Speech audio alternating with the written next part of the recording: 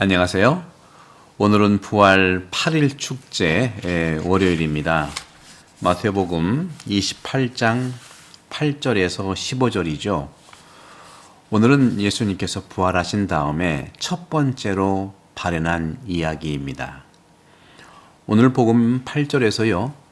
여자들은 두려워하면서도 크게 기뻐하며 서둘러 무덤을 떠나 제자들에게 소식을 전하러 달려갔다.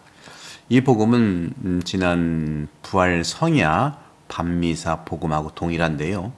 여기서 여인들은 누구냐면 바로 아마도 어머니 마리아 그리고 막달라 여자 마리아, 평소에 어떠한 상황과 처지에서도 주님을 따랐던 정말로 참 제자의 모습으로서의 여인들입니다. 여인들은요, 실제로는 어떤 상황이든지 생명과 삶을 찾아가는 탁월한 능력자예요. 그래서 살리는 자들입니다. 상대적으로 남성분들은 집안을 책임지고 집안을 운영해야 되는 차원에서 살리는 것도 있지만 운영을 해야 되다 보니까 사실 일중심이 될 수밖에 없어요. 참 안타까운 일이죠. 그래서 살림을 한다 했을 때 여성에 대해서는요, 살린다는 뜻이죠. 그래서 살리미스트라고 하는 그런 호칭도 여성들한테는 적용이 되고 있는 것이죠. 그런 점에서 조금 전에 말씀드린 것처럼 바로 그 여자들에게 예수님께서는 나타나셔서 평안하냐 물으셨고, 또 그 여인들은 평생 아들을 중심으로 살았던 어머니 마리아의 삶이라고 말씀드릴 수 있겠습니다. 평생 아들의 삶 중심에 존재하였던 어머니 마리아의 모습이 여인들 중에 분명히 어머니가 계셨을 거라고 우리는 믿는 것이죠. 그러자 이 여자들이 돌아가는 동안에 경비병 몇 사람이 도성 안으로 가서 그새 일어난 일을 모두 수석 사제들에게 알렸어요. 예나 지금이나 악인들 또 고자질하는 사람들 여전히 남아 있습니다. 그들은 예수님이 살아 생전에도 늘 이러한 삶을 일관되게 살아왔죠. 늘 거짓말을 하고 늘 모사를 꾸미는 사람들입니다. 여성들이 생명의 가운데 있는 존재라면 또 생명과 삶을 찾아가는 탁월한 살리미스트, 살림주의자들이라고 한다면 이런 사람들은 오늘 말씀드렸던 이런 수석사자들 또 그때 지켰던 이런 사실 경비병들이 무슨 잘못이 있었겠습니까? 바로 이러한 군인은 군인으로서 일을 했다고 이해를 하지만 수석사자들 또 원로들 이 사람들은 늘 생명의 외곽에 있는 사람들, 삶의 살리미스트가 아니라 살리미스트의 반대의 모습이지 않겠는가 하는 생각을 해보죠. 이들은 늘 그리스도께서 공생활 때부터 탄생 때부터 그리스도를 거부했고 바로 바야흐로 지금은 부활도 거부하는 모사꾼이 되어버린 것입니다. 그러자 주님께서는 말씀하세요. 그 여인들에게 두려워하지 마라. 가서 내 형제들에게 갈릴레아로 가라고 전하여라. 이 조금 전에 말씀드렸던 수석 사제들, 원로들 이런 사람들은 군사들에게 많은 돈을 주면서 표현이 있어요. 많은 돈을 주면서 예수의 제자들이 밤중에 와서 잠든 사이에 시체를 훔쳐갔다 하여라. 완전히 그런 점에서는 무엇에 두려움이 있었던 것은 분명해요. 바로 예수님께서는 여인들에게 두려워하지 마라 했을 때 두려워하지 마라의 의미는 늘 제가 말씀드렸지만 믿어라 하는 것이죠. 믿음의 반대는 불신이 아니라 의심이라고 말씀드렸잖아요. 믿어라. 그러나 이들은요, 이 수석사자들과 이 원로들은 믿지 않았어요. 그리고 모사를 꾸미는 것이죠.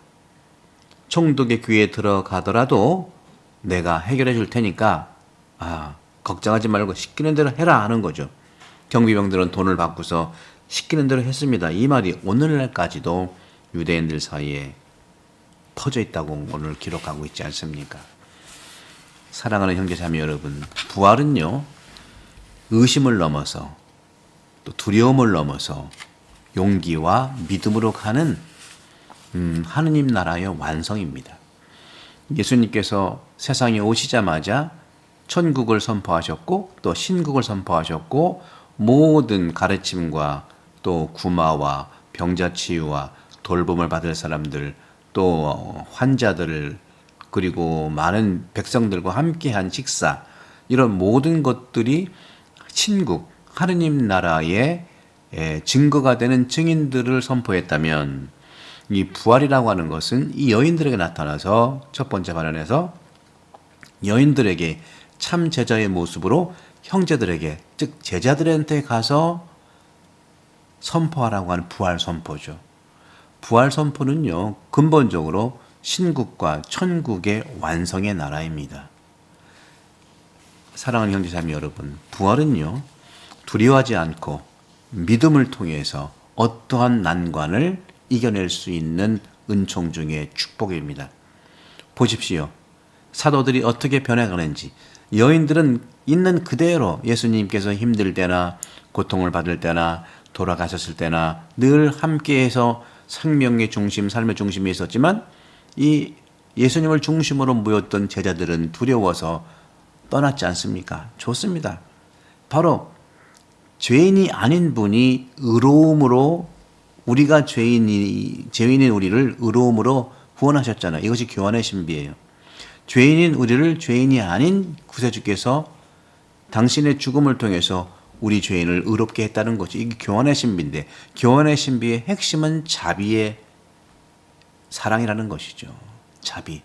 모든 걸 용서해 주셨어요. 그 용서의 바닥에서 이제는 여인들의 예수님의 부활 선포를 받으면서 근본적으로 이 사도들은 제2의 천국의 나라인 부활의 나라를 선포한 오늘날 교회가 된 것입니다. 교회는요, 이렇게 부활을 선포하는 자비와 사랑의 증인이 절실합니다. 사랑과 자비의 증인들로 가득 찰 때 이 세상은 더욱더 밝혀질 것입니다. 저희 본당도 이제 부활 이후에는 보다도 하느님께서 원하시고 예수님이 원하시는 부활의 공동체, 부활의 나라로 거듭나도록 저도 기도하면서 우리 많은 사랑하는 교우들과 같이 그 나라를 건설해 나가겠습니다. 부활은요, 새 역사의 시작입니다. 새로운 만남과 새로운 시작과 새로운 파견입니다. 과거의 파견과 과거의 불신에서 과거의 의심에서 벗어나십시오.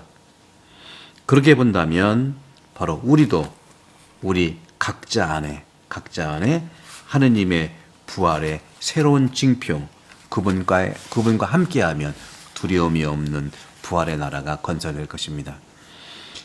예수님이 실패한 걸로 느껴서 업으로 돌아갔던 제자들과 사도들이 이제는 당신의 본으로 돌아갔던 것을 유턴이 아니라 새로운 직진을 향해서 부활의 나라의 새로운 사도가 된 것입니다.